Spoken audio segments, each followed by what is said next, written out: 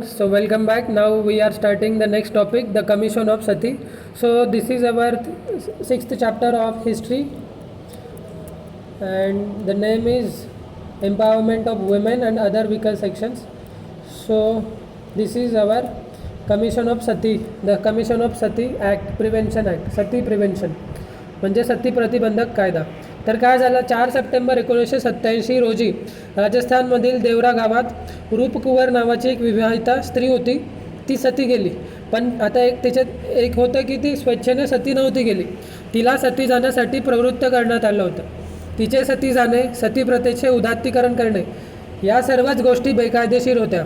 मीना मेनन, गीता सेधू, सुजाता आनंदन, अनु जोसेफ, कल्पना शर्मा या स्त्री मुक्तिवादी कार्यकर्ता आणि पत्रकार यांनी या प्रकरणी सत्यशोधन केले. सरकारने 1988 कडक तरतुदी करून सती प्रतिबंधक कायदा संमत करण्यात आला. Okay, so now next is our protection of human rights act, मानव अधिकार संरक्षण कायदा. तर मग स्त्री आणि पुरुष यांच्यावरील अन्याय दूर व्हावा म्हणून 1993 हा कायदा करण्यात आला. यासाठी राष्ट्रीय मानवाधिकार आयोगाची नेमणूक करण्यात आली. त्याच धर्तीवर काही राज्यांमध्ये मग राज्य मानवाधिकार आयोग स्थापन झाले. ठीक आहे, या कायद्यानुसार सामूहिक अत्याचार, घटस्फोटित महिलांची सामाजिक स्थिती, ठीक आहे, त्याचबरोबर स्त्रिया व सुरक्षित कार्यस्थळ अशा विविध गोष्टींवर कायद्याने प्रभावी भूमिका बजावून स्त्रियांवरील अन्याय कमी करण्यात मदत केली. Okay, so now next question for homework is write a short note on protection of human rights. Okay, so next topic is our reservation for women, म्हणजे स्त्रियांसाठी आरक्षण. ओके, महिलांसाठी आरक्षण. सो 73व्या आणि 74व्या संविधान दुरुस्तीने ग्रामपंचायत, पंचायत समिती, जिल्हा परिषद, नगरपालिका, महानगरपालिकांमध्ये 1/3 जागा स्त्रियांसाठी राखून ठेवल्या आहेत. ठीक आहे, याला काय म्हणतो आपण? ठीक आहे, याला आपण म्हणतो पंचायती राज. पंचायती राजचा हा भाग आहे. ठीक आहे, सो सरपंच, अध्यक्ष, नगराध्यक्ष, महापौर या पदांसाठी 1/3 पदे स्त्रियांसाठी राखीव ठेवण्यात आली आहेत. देशातील महाराष्ट्रासह अन्य 15 राज्यात महिलांसाठी 50% आरक्षण देण्यात आले आहे. ठीक आहे, महाराष्ट्रात महिलांसाठी किती आरक्षण आहे? 50%.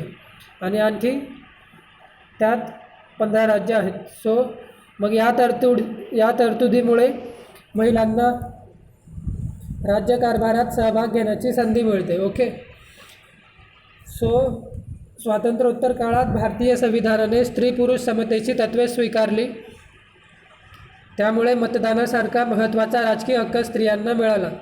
पुरुषांच्या बरोबरीने स्त्रियांना शिक्षणाच्या, रोजगाराच्या समान संधी उपलब्ध करून दिल्या गेल्या.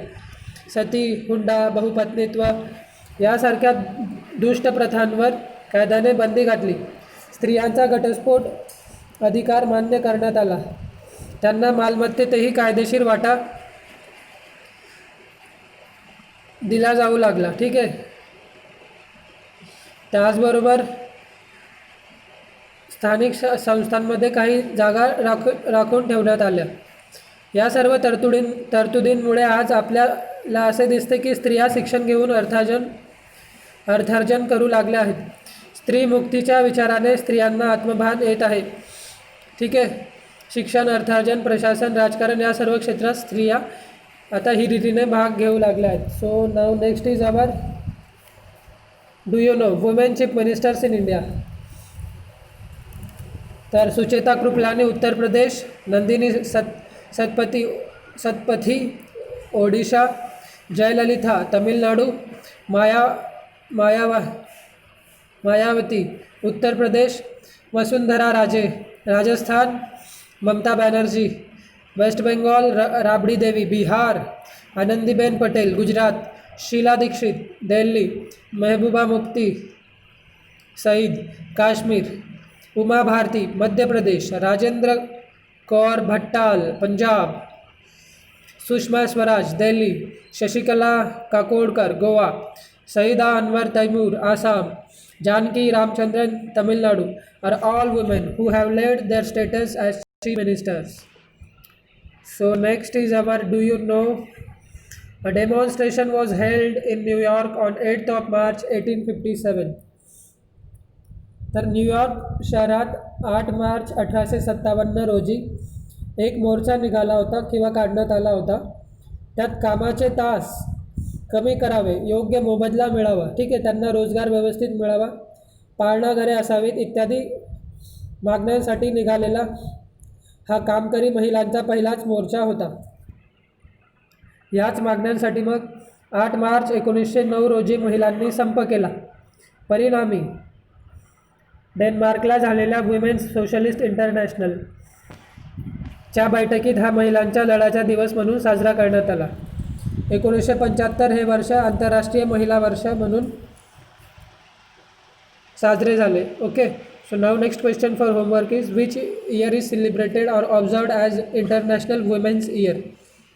ठीक आहे, आणि मग नंतर 1977 तत्कालीन संयुक्त राष्ट्रांचे जे आमसभेचा ठराव होता त्यात 8 मार्च हा दिवस जागतिक महिला दिन म्हणून जाहीर करण्यात आला आणि तिथून पुढे तो साजरा करतो आपण.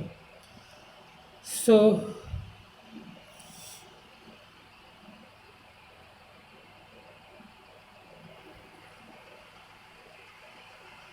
हे झालं आपलं. नाव नेक्स्ट इज शेड्यूल कास्ट. अनुसूचित जाती. स्वातंत्र्योत्तर काळात आपल्या संविधानाने स्वातंत्र्य, समता, बंधुत्व व सामाजिक न्याय या मूल्यांचा पुरस्कार केला. त्याला अनुसरून अस्पृश्यतेच्या रूढीवर कायद्याने बंदी आणली. संविधानाच्या 17व्या अनुच्छेदानुसार अस्पृश्यता नष्ट करण्यात आली आणि अस्पृश्य वर्गाचा समावेश अनुसूचित जातींमध्ये करण्यात आला.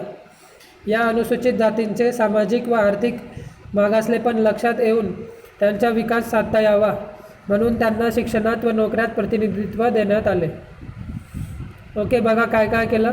तर संविधानाचा जो 17वा अनुच्छेद आहे त्याच्यानुसार म्हणजे 17th पॅराग्राफ, आता 17वा आर्टिकलसुद्धा आहे, 17वा कलमसुद्धा आहे, ज्याच्यात अस्पृश्यता निवारणाबद्दल लिहिलं आहे. ठीक आहे, त्याचबरोबर जे अस्पृश्य अनटचेबल्स त्यांचा अनुसूचित म्हणजे शेड्यूल कास्टमध्ये समावेश केला जावा असं इथे नमूद केलं आहे. आता त्यांचे जे सामाजिक म्हणजे सोशल आणि इकॉनॉमिक जी बॅकवर्डनेस आहे ती दूर व्हावी म्हणून त्यांना शिक्षणात आणि नोकऱ्यात प्रतिनिधित्व देण्यात आले. So next is schedule tribes. म्हणजे काय, तर अनुसूचित जमाती. तर मग अनुसूचित जातींप्रमाणेच देशाच्या दुर्गम भागात राहणाऱ्या आदिवासी समाजाचेही काही प्रश्न आहेत. आधुनिक सुधारणांपासून दूर राहिल्यामुळे त्यांची आर्थिक व सामाजिक परिस्थिती मागासलेली आहे. अलीकडे आदिवासी जमातींच्या परिस्थितीत सुधारणा होत असली तरी जंगल उत्पादने व शेतीशिवाय त्यांना उपजीविकेचे अन्य साधन नाही. ठीक आहे, तर जनरली आदिवासींचा समावेश होतो अनुसूचित जमातींमध्ये. आणि आपल्याला माहिती जरी त्यांची काही म्हणजे शेती वगैरे आधुनिक सुधारणा आपल्याकडे होत असली तरी हे जे आदिवासी ते त्याच्यापासून दूर राहिले. परंतु त्यांची अशा काही प्रमाणात परिस्थिती सुधारत असली तरी त्यांच्या उपजीविकेचे साधन शेती आणि जंगल आहेत. तर मग शेती करण्याची आधुनिक अवजारे त्यांच्यापर्यंत पोचली नाहीत, त्यामुळे मग त्यांचं जे उत्पन्न आहे ते खूप कमी येत होतं. त्याशिवाय जी डोंगर माथ्यावरची जी जमीन असते ती एवढी सुपीक नसते. ठीक आहे, मग निकृष्ट व अपुऱ्या आहारामुळे त्यांचे पोषण व्यवस्थित होत नाही. ठीक आहे, मग दुर्गम भागातील आदिवासींना वेळेवर वैद्यकीय मदत मिळणे कठीण जाते. यासाठी आदिवासी जमातींना विशेष संरक्षण देण्याची गरज आहे. मग भारतीय संविधानात आदिवासींना अनुसूचित जमाती म्हणून गणलं जातं. त्यांना कायदेमंडळ, शिक्षण, सरकारी सेवा इत्यादी क्षेत्रात प्रतिनिधित्व देण्यात येते. So now next question for homework is write short note on schedule caste. So now भटक्या आणि विमुक्त जाती जमाती, नोमॅडिक अँड डिनोटिफाईड ट्राईब्स. मग उदरनिर्वाहासाठी गावोगावी फिरत राहणाऱ्या जाती जमातींचा भटक्या जमाती या गटात समावेश होतो. पशुपालन व अन्य स्वरूपाचे व्यवसाय करून हे गट आपली उपजीविका करतात. ब्रिटिशांनी यातील काही जमातींवर गुन्हेगारी जमाती असा शिक्का मारला. आणि ब्रिटिशांनी मग 1871 सालच्या गुन्हेगारी प्रतिबंधक कायद्याअंतर्गत या जमातींपैकी प्रमुख गटांचा गुन्हेगारी जमाती म्हणून उल्लेख करण्यात आला आणि त्यांचे व्यवसाय व हालचाली यांवर निर्बंध घालण्यात आले. असं का केलं तर ब्रिटिशर्स आहे ना, ते आपले जे जंगल आहे ते एक्सप्लॉइट करत होते आणि महत्त्वाची लाकडं ते युरोपला पाठवत होते, ब्रिटनला पाठवत होते. तर याला आदिवासी विरोध करायचे. तो विरोध टाळता यावा म्हणून त्यांनी आदिवासींना जंगलाच्या बाहेर काढलं. काहींना एक पर्टिक्युलर एरियामध्ये त्यांनी रोखून ठेवलं. अशा प्रकारे त्यांनी यांना गुन्हेगारी जमाती त्यांचा समावेश करून अशा प्रकारे निर्बंध लादले. तर मग स्वातंत्र्योत्तर काळात हा अन्यायकारक कायदा रद्द करण्यात यावा. नंतर तो रद्दही करण्यात आला. या जमातींवरील बंधने उठवण्यात आली. अशा जमातींचा समावेश विमुक्त जमाती या गटात करण्यात आला. त्यांच्या सामाजिक व आर्थिक विकासासाठी शासनामार्फत विशेष प्रयत्न करण्यात येत आहेत. शैक्षणिक संस्था व शासकीय क्षेत्रात या जमातींना प्रतिनिधित्व देण्यात आलेले आहे. So now next is minorities. अल्पसंख्याक. तर एखाद्या समाजात धार्मिक भाषिक किंवा वांशिकदृष्ट्या संख्येने कमी असलेल्या व्यक्तींचा समूह होय. ठीक आहे, याला आपण मायनॉरिटी म्हणतो. की भाषा, धर्म, ठीक आहे, आणि वांशिकदृष्ट्या. आपल्या देशात विविध धर्म, पंथ आणि भाषा असल्यामुळे भारतात सांस्कृतिक विविधता आहे. ओके, तर सांस्कृतिक परंपराही वेगवेगळ्या आहेत, बरोबर. तर या सांस्कृतिक परंपरा जपता याव्यात, आपल्या वैशिष्ट्यपूर्ण भाषेचा विकास करता यावा, यासाठी संविधानाने नागरिकांना सांस्कृतिक व शैक्षणिक हक्क दिले आहेत. अल्पसंख्य असलेल्या गटांना आपापली भाषा, संस्कृती, परंपरा यांचे रक्षण आणि संवर्धन करण्याचा हक्क आहे. त्यासाठी स्वतंत्र शिक्षण संस्था स्थापन करण्याचा त्यांना हक्क आहे. ठीक आहे. त्याचबरोबर त्यांची प्रगती साधण्यासाठी शासनामार्फत विविध योजना राबवल्या जातात. पुढील पाठात आपण भारताने स्वातंत्र्योत्तर काळात विज्ञान व तंत्रज्ञान क्षेत्रात केलेल्या प्रगतीविषयी माहिती घेऊ. ठीक आहे. तर next question for homework is write short note on minorities.